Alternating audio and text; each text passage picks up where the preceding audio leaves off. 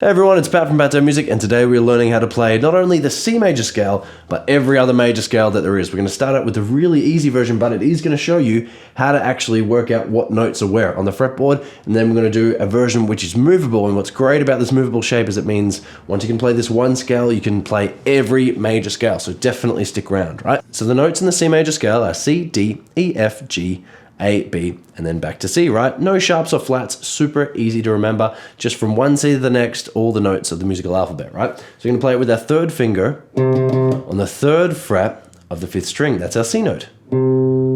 Drop down there, right? And then you can just play the open fourth string.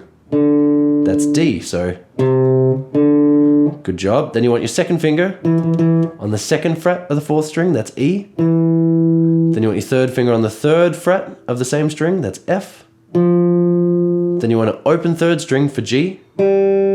Second finger on the second fret of the third string, that's A. Open second string, it's B. And finally, C, first finger on the first fret. And that's it.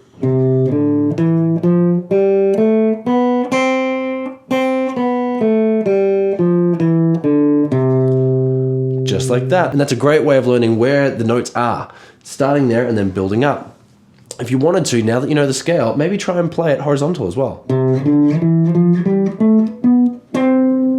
But now let's learn the all-important scale that's going to mean you can play every major scale that there is, and it's 2 octaves as well. So here's the first octave pattern. So you want your second finger on the 8th fret of the 6th string.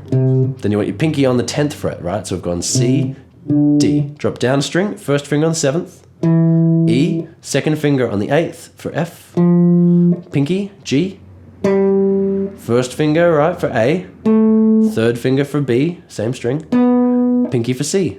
That's the first octave.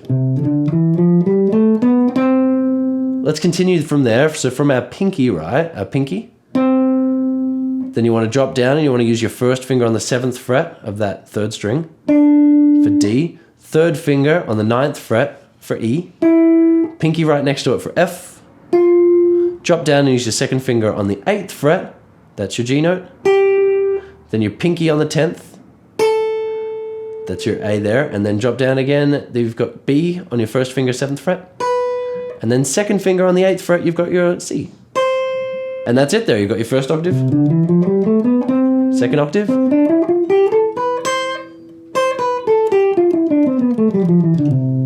Well done, guys. And that is the movable scale. So what that means is that same pattern, right?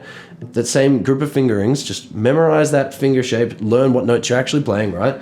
And we started on the 8th fret, that's a C note. If we move it back to, let's say, the 5th fret, we've got an A note, but we can just play the A major scale now.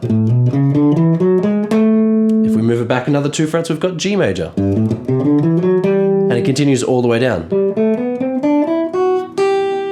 So you've learned all of the major scales. Great job, guys. Now, I've been Pat from Pato Music. If you did want to learn more theory, head over to the website. Hundreds of free videos there, guys. But otherwise, hope you learned something. Hope you had a good time, and I'll see you all soon. Now, if you do want to practice this scale, the best thing that you can do is practice techniques. Practice techniques. Use this to solo. Maybe try sliding.